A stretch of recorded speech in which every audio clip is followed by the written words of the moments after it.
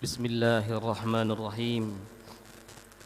Assalamualaikum warahmatullahi wabarakatuh. Alhamdulillah, wassalatu wassalamu ala rasulillah wa ala alihi wa sahbihi wa man walah. Amma ba'du, faya ibadallah, usikum wa iyaya bitaqwallah, faqad fazal muttaqun. Ma'asyiral muslimin, jamaah salat subuh yang dirahmati Allah subhanahu wa ta'ala. Alhamdulillah, pagi hari ini tadi bangunkan kembali, kemudian kita mendirikan salat subuh secara berjamaah. Mudah-mudahan amal ibadah kita diterima oleh Allah subhanahu wa ta'ala. Amin ya rabbal alamin.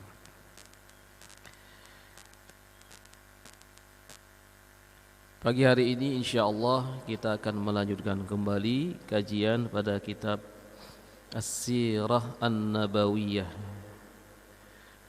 Pada pertemuan yang lalu kita membahas tentang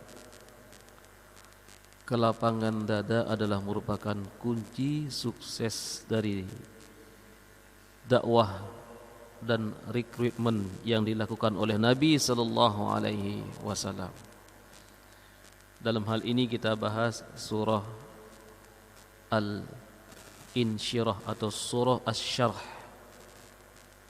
Hakikatnya ketika kita mempelajari sirah nabawiyah, kita juga mempelajari tentang nuzulul ayati was suwar. Kita mempelajari tentang turunnya ayat-ayat dan juga surah-surah kepada Nabi Muhammad sallallahu alaihi wasallam. Demikian juga hakikatnya kita mempelajari sirah para sahabat Nabi sallallahu alaihi wasallam. Yang pada pertemuan yang lalu kita telah membahas tentang bagaimana Allah Subhanahu wa taala melapangkan dada Nabi Muhammad sallallahu alaihi wasallam. Yang pertama adalah dengan cara syarh sadrahu, yaitu membedah, syaqqa sadrahu, membedah atau mengoperasi Nabi Muhammad sallallahu alaihi wasallam, yang dalam riwayat disebutkan ketika beliau berumur 10 tahun dan beberapa bulan, datang dua orang yang tidak dikenal. Maka orang yang tidak dikenal itu adalah malaikat, kemudian menidurkan Nabi Muhammad sallallahu alaihi wasallam, kemudian membelah dadanya, dikeluarkan dari dalam tubuh Nabi sallallahu alaihi wasallam al-ghillu wal hasad. Al-ghillu rasa dengki, hasad rasa iri dikeluarkan. Summa adkhala, kemudian kata Rasulullah, dia memasukkan dalam diriku ar-ra'fatu war-rahmah. Ar-ra'fah ini rasa belas kasih sayang ya. Demikian juga di dalam riwayat yang lain, adkhalani al-imanu wal hikmah, dimasukkan ke dalam diri Nabi Muhammad sallallahu alaihi wasallam iman dan hikmah. Sehingga disebutkan di dalam Al-Qur'an, fabima rahmatin minallahi linta lahum walau kunta faddan ghalidhal qalbi lan faddu min hawlik. Kalau bukan karena rahmat Allah, engkau berlaku lemah lembut dan engkau berlaku kasar kepada mereka, maka mereka akan lari semuanya darimu. Sehingga Nabi sallallahu alaihi wasallam seluruh perkataannya itu mengandung hikmah, atau yang disebut dengan min jawami'il kalimi Rasulullah. Ini perkataan yang singkat memiliki makna yang sangat padat dan sangat dalam. Yang pertama. Kemudian yang kedua, Allah Subhanahu wa taala melapangkan dada Nabi Muhammad sallallahu alaihi wasallam dengan al-Islam, dengan Islam. Disebutkan di dalam ayat bahwasanya Allah Subhanahu wa taala berfirman, "Faman yuridillahu an yahdiyahu yashrah sadrahu lil Islam." siapa saja yang Allah Subhanahu wa taala kehendaki untuk mendapatkan hidayah, maka Allah Subhanahu wa taala datangkan Islam kepadanya. Dan Islam inilah yang membuat si'atu sadrin Nabi sallallahu alaihi wasallam, lapangnya dada Nabi Muhammad sallallahu alaihi wasallam.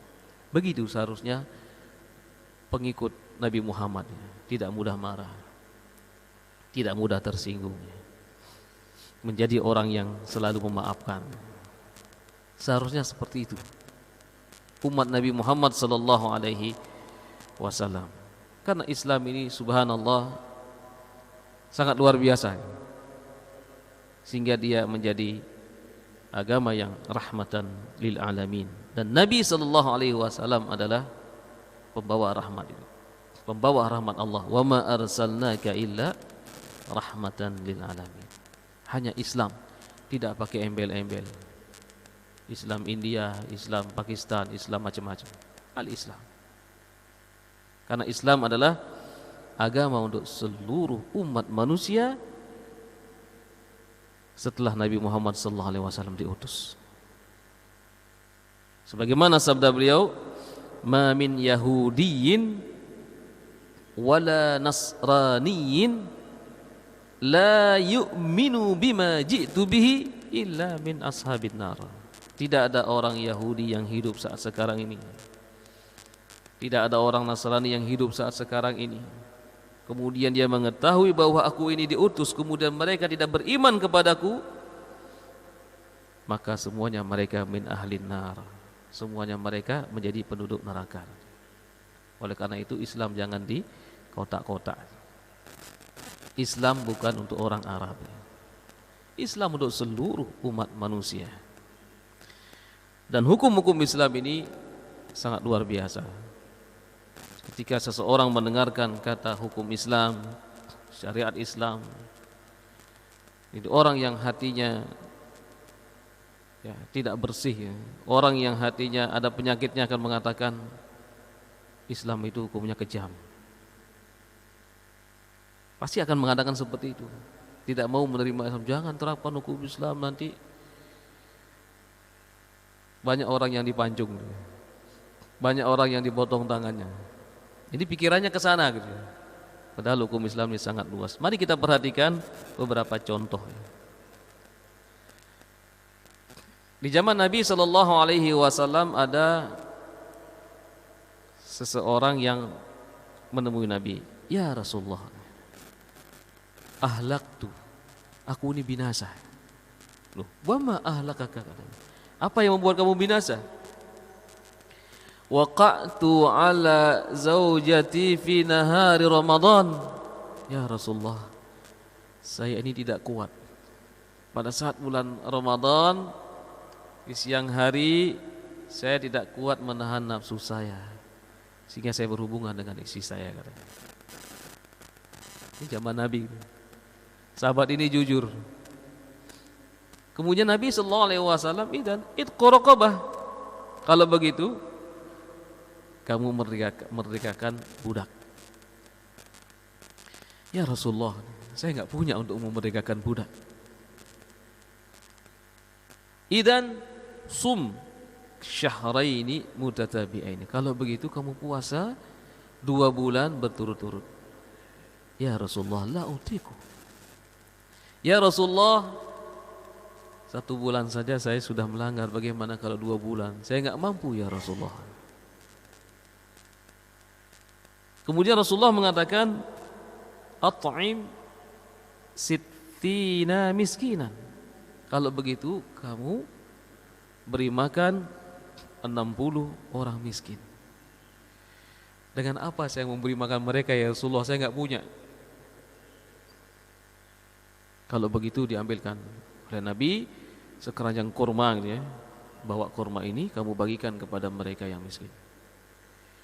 Apa kata sahabat ini? Ya Rasulullah, a'uwazzi'u ala man afqaru minni? Ya Rasulullah, apakah aku akan berikan kurma ini kepada orang yang lebih fakir daripada saya? Saya orang yang paling fakir di sana ya Rasulullah. Bukan sekedar miskin, fakir. Miskin masih punya tapi fakir. Fakir ini nggak punya sama sekali.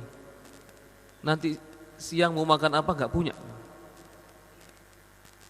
Idan at'im usrataka katanya. Kalau begitu bawa pulang, kamu beri makan keluargamu. Subhanallah. Ini murunah. Luas hukum Islam itu. Jadi tidak ya sudah karena kamu melanggar harus begini harus begini. Subhanallah ini. Dan ada satu lagi contoh. Selesai salat Nabi SAW selesai berzikir, kemudian beliau masuk ke rumahnya. Tiba-tiba ada dari belakang seorang sahabat yang namanya Ma'is mengatakan, "Ya Rasulullah, saya ingin membersihkan diri saya. Laqad zanaitu, saya ini telah berzina." Rasulullah ketika itu tidak menengok sahabat ini. Rasulullah tetap jalan, "Ya Rasulullah, saya ingin dibersihkan, saya ini telah berzina." Rasulullah pun tidak menengok sahabat ini, Rasulullah tetap jalan gitu ya. Kemudian yang ketiga kalinya, "Ya Rasulullah, saya ingin membersihkan diri saya karena saya telah berbuat zina." Rasulullah pun tetap tidak menengok. Begitu hampir sampai di pintu rumahnya, sahabat ini kembali mengungkapkan keinginannya, "Ya Rasulullah, saya benar-benar ingin tobat dan saya telah berzina." Nah, kemudian baru iltafata Rasulullah sallallahu alaihi wasallam faqal, kemudian Rasulullah sallallahu alaihi wasallam menengok sahabat ini dan mengatakan, "Amajnunun anta?" Kamu waras enggak? Apa kamu ini gila? Sahabat itu mengatakan, "Ya Rasulullah, saya tidak gila ya Rasulullah." Ya Rasulullah bertanya, "A'alimta mal akibah?" Apakah kamu tahu akibatnya kalau orang berbuat zina? "Tahu ya Rasulullah." "Hal tazawwajta?" Apakah kamu sudah menikah? "Sudah ya Rasulullah." "Hal fa'alta kama fa'alta li zaujatika?" Apakah kamu melakukannya seperti kamu melakukan kepada istrimu? "Ya ya Rasulullah." Jujur sahabat ini. Kemudian Rasulullah mengatakan, "Idzan ista'id." Kalau begitu kamu siap-siap. Dia pulang, kemudian dia datang menemui Rasulullah sallallahu alaihi wasallam. Dikumpulkan sahabat-sahabatnya yang ada pada saat itu, kemudian dibuatkan lubang dan dirajamlah sahabat ini. Di dalam hadis disebutkan bahwasanya, baca di dalam syarah Bulughul Maram dari kitab Subulus Salam nanti, bahwasanya setelah proses itu terjadi, kemudian sahabat ini dimandikan, disolati, Nabi SAW mimpi bahwasanya beliau melihat Maiz ini, sahabat ini itu dimandikan di dalam sebuah sungai, kemudian dikeluarkan dari sungai itu dalam keadaan bersih. Nah, ini apa artinya dia? Nah, di stressingnya di sini adalah bahwa sahabat tadi ini itu mengadu kepada Nabi. Sampai 4 kali baru Nabi menanggapi gitu ya. Karena ini kaitannya dengan yang pertama adalah hakul adami gitu ya. Hak-hak manusia. Di antaranya adalah al-muhafazatu 'alal 'ird, itu menjaga kehormatan. Kemudian yang kedua adalah menjaga dima, menjaga nyawa gitu ya.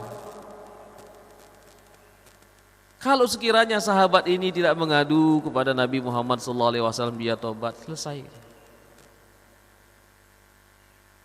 Islam itu bukan agama untuk mencari-cari kesalahan orang. Bahkan di dalam sebuah hadis riwayat Imam Muslim dan Bukhari dikatakan bahwasanya man satara muslimin satarahullahu yaumal qiyamah. Siapa yang menutupi aib saudaranya, maka Allah akan menutupi aibnya pada hari kiamat. Luar biasa. Nah, karena ada pengaduan maka sahabat ini pun ditegakkan hukum. Kalau apa yang dilakukan belum sampai kepada hakim, maka selesai. Bahkan dikatakan di dalam kitab syarah Al-Muhadzab ya. Ini disyarahkan oleh Imam An-Nawawi rahimahullahu taala di situ. Ketika akan ditegakkan hukum Islam itu, kemudian orang yang akan dihukum ini lari, itu tidak boleh dikejar, dibiarkan. Dibiarkan. Dengan harapan mudah-mudahan dia tobat nanti. Nah, makanya di zaman Nabi sallallahu alaihi wasallam hampir tidak ada Nabi menemukan sebuah kejahatan kemudian dihukum. Itu semuanya model pengaduan. Karena perbuatan dosa itu ada dua, ya, dosa kepada Allah dan dosa kepada manusia. Kalau dosa kepada Allah Subhanahu wa taala, kalau seandainya seseorang melakukannya, tidak ada satu orang pun yang mengetahui, kemudian istighfar, kemudian dia istighfar, Allah akan terima tobatnya. Tapi kalau itu diceritakan kepada hakim, maka hakim berhak untuk melakukan sebuah tindakan hukum. Pernah terjadi di zaman Umar Ibn Al-Khattab, di zaman-zaman terbaik dia. Seseorang melihat ada si fulan masuk ke rumahnya si fulanah. Dia mengadu kepada Umar. Apakah kamu punya saksi lagi selain kamu? Ada, 2 lagi. Saksi yang pertama dia yang tadi yang melaporkan ini ditanya, apakah kamu melihat si fulan ketika masuk ke rumahnya itu dia melakukan perbuatan? Iya, saya melihat. Yang kedua ditanya, bagaimana dengan kamu? Kamu melihat langsung orangnya ketika dia masuk ke rumahnya si fulana? Saya melihat dia masuk dan saya hanya melihat gerakan-gerakan saja. Saksi yang ketiga, bagaimana dengan kamu? Iya, saya melihat dia masuk ke rumah. Apa kamu tahu, kamu melihat dia berbuat? Saya tidak tahu. Nah, kemudian Umar bin Khattab mengatakan, kalau begitu persaksian kalian itu adalah batal. Saksi harus ada 4. Nah, ketiga saksi ini itu beda-beda semuanya gitu ya. Sehingga Umar bin Khattab menyuruh ya petugas untuk menghukum 3 orang ini. Jadi justru 3 orang ini yang dihukum. Jadi tidak mudah gitu. Di dalam Islam itu melakukan penyelidikan kemudian menuduh saudaranya gitu ya, berbuat ini berbuat itu. Terus benar-benar ada saksi gitu. Nah, sehingga Islam ini adalah dalam rangka untuk melindungi. Makanya dikatakan ada 5 tujuan hukum Islam ya. Yang pertama adalah menjaga agamanya supaya orang tidak mudah-mudahnya murtad. Yang kedua adalah menjaga an-nafs, menjaga jiwa supaya tidak mudah-mudahnya orang membunuh. Kemudian yang ketiga adalah menjaga al-aql, menjaga akal supaya tidak mabuk-mabukan. Kemudian yang keempat adalah hifzun nasl, menjaga keturunan supaya tidak mudah-mudahnya orang berbuat zina. Yang kelima adalah hifzul mal, menjaga harta supaya orang tidak saling mengambil harta satu dengan yang lain. Ditambah satu lagi dalam kitab itu, yaitu hifzul ird, menjaga kehormatan agar semua orang dengan mudah-mudahnya menuduh saudaranya. Ikhwatal iman rahimani wa rahimakumullah. Jadi hukum Islam itu adalah sangat ketat dan luas gitu ya. Ketika misalnya terjadi sebuah pembunuhan, maka ini prosesnya lama. Jadi prosesnya, pertanyaannya pun detail. Ketika sudah mentok pada saat itu, maka akan ditegakkan hukum rajam misalnya. Di dalam proses penegakan hukum rajam, keluarga dihadirkannya. Kemudian pada saat itu dibacakan lagi, selesai dibacakan kemudian keluarganya mengatakan a'fu anhu, saya memaafkan. Maka orang yang akan dikisos, mohon maaf, akan dikisos tadi ini itu adalah dimaafkan. Jadi dihukum dengan hukum kisos. Akan tetapi secara agama dia harus membayar diat. Diat ini dibayar sebesar atau sebanyak 100 ekor onta. 1 ekor onta harganya sekitar 30-an sekarang. 30 juta ya, tinggal mengalihkan 100. Jadi hukum Islam seperti itu. Makanya Allah Subhanahu wa taala mengatakan dalam ayat tadi ya, bahwa Rasulullah sallallahu alaihi wasallam ya, secara khusus dan secara umum ya, bagi kaum muslimin ini diberikan kelapangan dada oleh Allah Subhanahu wa taala. Dan penerapan hukum Islam ini adalah ya, sangat luas ya. Jadi tidak sebagaimana orang mengatakan hukum Islam itu kejam, tidak. Jadi Islam itu adalah sangat luar biasa. Nah, ini yang kedua. Nabi sallallahu alaihi wasallam dilapangkan dadanya dengan Islam. Kemudian yang ketiga, secara khusus Allah Subhanahu wa taala telah mengampuni dosa-dosa Nabi Muhammad sallallahu alaihi wasallam. Allah Subhanahu wa taala mengatakan di dalam ayat ini, alam nashrah laka sadrak wa wada'na anka wizrak, dan kami tanggalkan, kami hilangkan dosa-dosamu atau sesuatu yang memberatkan kamu. Dan lebih spesifik lagi di dalam surah Al-Fatah, liyaghfira lakallahu ma taqaddama min dzambika wa ma ta'akhkhar, dan agar Allah Subhanahu wa taala mengampuni dosa-dosamu yang lalu maupun yang akan datang. Sehingga Nabi sallallahu alaihi wasallam tidak memiliki dosa-dosa. Nah, sehingga ketika menyampaikan dakwahnya kepada masyarakat pada saat itu diterima. Ya, ada yang menerima dengan lapangan dada ya, seperti Abu Bakar As-Siddiq. Tapi ada juga yang menentang sampai akhir hayatnya, tetapi ada yang menentang dalam kurun waktu ya, seperti Abu Sufyan misalnya. Masuk Islam pada saat terjadi Fathu Mekah.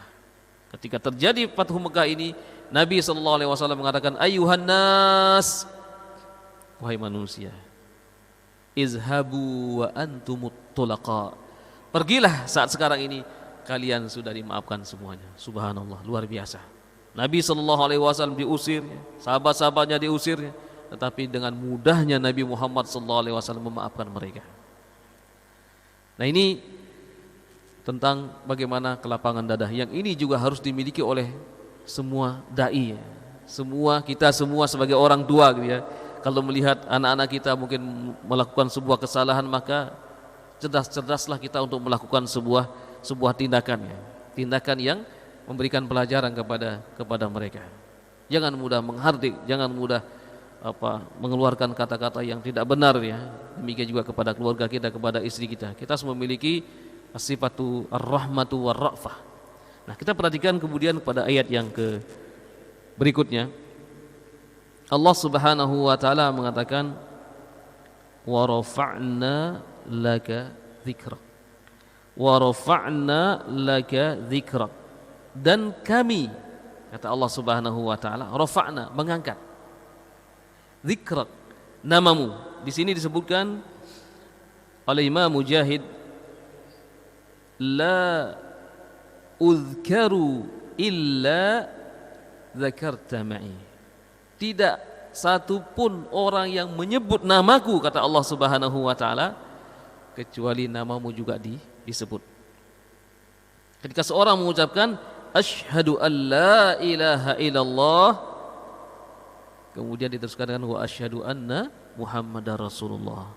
Karena kalau hanya satu syahadat, maka akan batal syahadatnya. Sehingga ada aliran ingkaru sunnah. Tidak mau mengikuti sunnah Rasulullah sallallahu alaihi wasallam, mencukupkan dirinya dengan Al-Qur'an. Tidak. Al-Qur'an sendiri mengatakan, ya ayyuhalladzina amanu atiullaha wa atiur rasul. Jadi Allah yang menyuruh taat kepada Rasul. Ketaatan kepada Allah juga diiringi dengan ketaatan kepada Rasul. Di dalam tafsiran yang lain dikatakan, wa qala Qatadah, rafa'allahu dzikrahu fid dunya wal akhirah.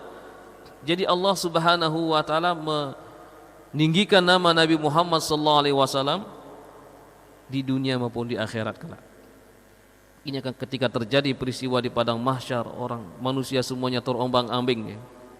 Kemudian semua manusia menuju kepada Nabi Adam, kepada Nabi Nuh, kepada Nabi Ibrahim, kepada Nabi Musa, dan kepada Nabi Isa.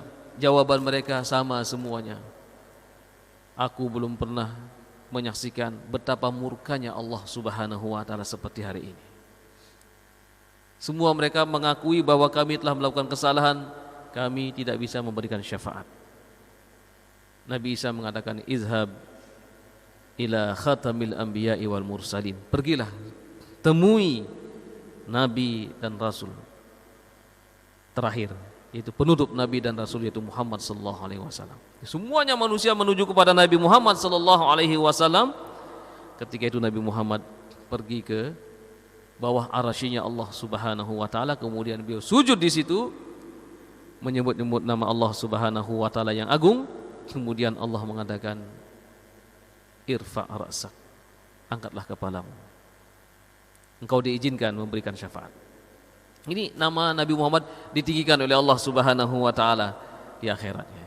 Bahkan nanti beliau akan dibangkitkan di maqaman mahmuda, sebagaimana doa-doa kita setelah mendengarkan azan. Kemudian yang berikutnya diriwayatkan oleh Ibnu Jarir. Qala Ibnu Jarir, ini At-Tabari. Ibnu Jarir At-Tabari. Jadi Imam Ibnu Katsir ini banyak menukil dari Ibnu Jarir, dan juga beliau banyak menukil tafsir-tafsir dari Imam Al-Qurtubi. Imam Qurtubi dari mana? Cordova itu di mana? Spanyol ya, di Spanyol. Imam Al-Qurtubi dari Spanyol. Beliau ya lahir di sana, hidup di sana, meninggal di sana ya. Ini pada saat Abdurrahman Ad-Dakhil membawa Islam ke daratan Eropa ya. Yang ketika itu panglima perangnya adalah Tariq bin Ziyad ya. Sekarang tinggal namanya saja dia. Nah, pada saat itu banyak ulama-ulama, di antaranya lah Imam Al-Qurtubi. Imam Ibnu Katsir banyak menukil dari Imam At-Tabari dan juga Imam Al-Qurtubi. Imam Al-Qurtubi ini mazhabnya Maliki ya. Kalau Imam Ibnu Katsir mazhabnya Syafi'i.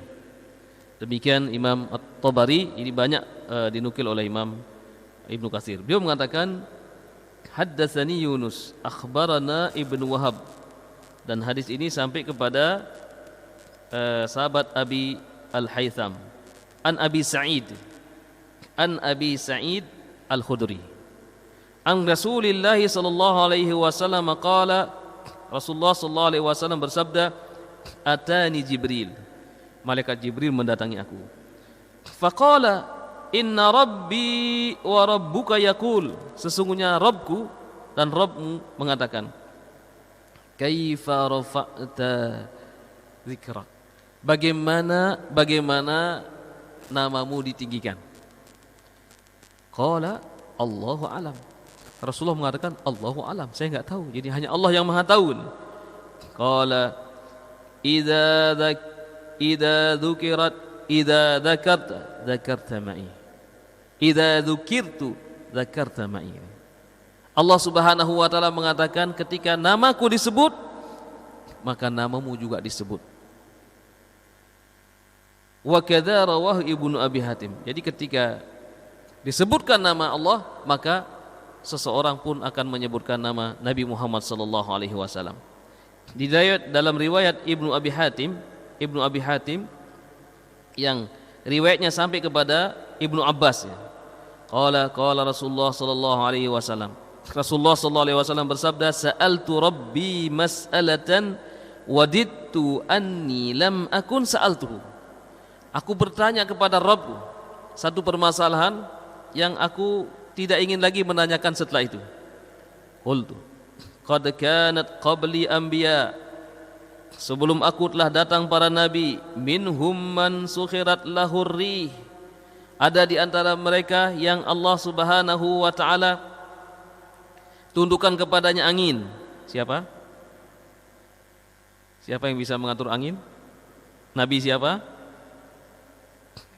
Nabi Sulaiman apa Nabi Daud? Nabi Sulaiman ya. Wa minhum man yuhyil mauta, ada juga nabi yang diberikan mukjizat untuk menghidupkan orang yang sudah mati. Nabi Isa alaihissalam.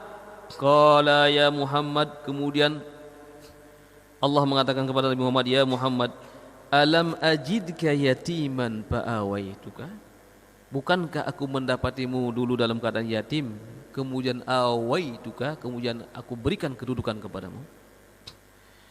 Qultu bala ya Rabb, ya Rabb. Qala alam yajidka ailan fagnaituka. Bukankah aku mendapati engkau dulu dalam keadaan ail, tidak punya apa-apa, kemudian aku kayakan. Nabi Muhammad sallallahu alaihi wasallam menikah dengan seorang janda yang kaya raya, businesswoman, Khadijah radhiyallahu anha wa ardhaha. Bahkan Allah Subhanahu wa taala memberikan kekayaan yang tidak akan pernah habis-habis, yaitu ilmu kepada Nabi Muhammad sallallahu alaihi wasallam. Qala qultu bala ya Rabb, ya Rabb. Qala alam ashrah laka sadrak, alam arfa' laka dhikrak. Qultu bala. Bukankah aku telah melapangkan dadamu dengan mengampuni dosa-dosamu, demikian juga meninggikan namamu. Bala ya Rabb. Dalam riwayat yang lain dari Anas bin Malik, qala Rasulullah sallallahu alaihi wasallam, lamma faragtu mimma amarani Allahu bihi min amri samawati wal ard. Ketika Allah Subhanahu wa taala telah menetapkan kepadaku satu perintah, kemudian aku lakukan semuanya.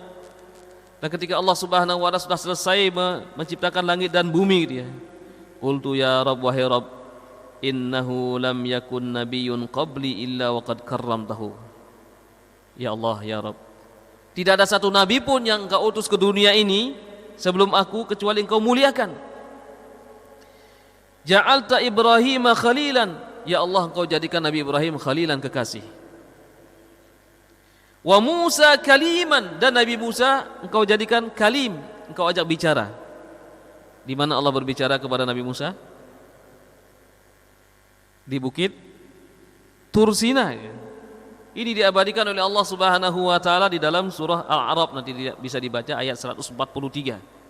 Di situ Nabi Musa mengatakan, Rabbi arini anzur ilaik. Ya Allah, tunjukkanlah dirimu supaya aku bisa melihatmu. Allah mengatakan lan tarani, kamu tidak akan pernah bisa melihat aku. Walakin inzur ilal jabal, lihat gunung yang ada di sana. Fa in istaqarra makanu fasawfa tarani. Kalau gunung itu masih ada, maka kau akan bisa melihat aku. Falamma tajalla rabbuhu lil jabali ja'alahu dakka wa harra Musa sa'iqa. Ketika gunung itu hancur berkeping-keping, Nabi Musa pun tersungkur dan pingsan pada saat itu. Kemudian ketika dia falamma afaqa, kemudian ketika dia sadar, maka dia mengatakan tubtu ilaika wa ana awwalul muslimin. Aku tobat kepadamu ya Allah. Nabi Musa diajak berbicara dan menerima kitab Taurat. Kemudian Rasulullah mengatakan wasakharta li Daud al-jibal. Engkau juga menundukkan gunung kepada Nabi Daud, demikian juga besi. Nabi Daud ketika membaca kitab Taurat, ketika membaca kitab Zabur, semuanya terdiam mendengarkan kitab Zabur yang dibaca oleh Nabi Daud karena suaranya sangat merdu. Dan Nabi Daud yang berhasil membunuh siapa? Raja Jalut, ya, yang kejam pada saat itu. Nah, kemudian Rasulullah SAW mengatakan wali Sulaiman ar-rihi wasyayatin. Ya Allah, engkau juga berikan kepada Nabi Sulaiman bisa menundukkan angin dan juga menundukkan syaitan. Jin-jin semuanya ditundukkan oleh Nabi Sulaiman alaihissalam. Bahkan beliau mengetahui tentang bahasa seluruh binatang. Kemudian Rasulullah SAW mengatakan wa ahyaita li Isa al-mauta. Demikian juga engkau berikan kelebihan kepada Nabi Isa, bisa menghidupkan orang yang sudah mati. Fama ja'altali, aku diberikan apa ya Allah? Nah, itu Nabi Muhammad sallallahu alaihi wasallam ya. Qala Allah berfirman, ini hadis kursi ya. Awalaysa qad a'taituka afdala min zalika kullah. Bukankah aku telah memberikan kepadamu sesuatu yang lebih afdal, lebih utama daripada itu semuanya? Kemudian Allah meneruskan, anni lam uzkaru illa dzakarta ma'i. Tidaklah namaku disebut kecuali namamu juga disebut. Semua khatib yang berkhutbah dia ketika mengucapkan asyhadu an la ilaha illallah wa asyhadu anna muhammadar rasulullah.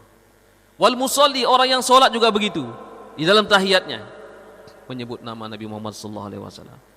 Muazzin ketika menyebut nama Allah juga menyebut nama Nabi Muhammad sallallahu alaihi wasallam. Bahkan para ulama mengatakan tidaklah sah kalau hanya satu disebutkan. Salatnya tidak sah, azannya pun tidak sah. Ini luar biasa. Kemudian Allah Subhanahu wa taala menyebutkan waja'altu sudura ummatika anajila yaqra'unal qur'ana zahiran. Kami berikan kepadamu bahwa umatmu bisa membaca Al-Quran itu dengan apa?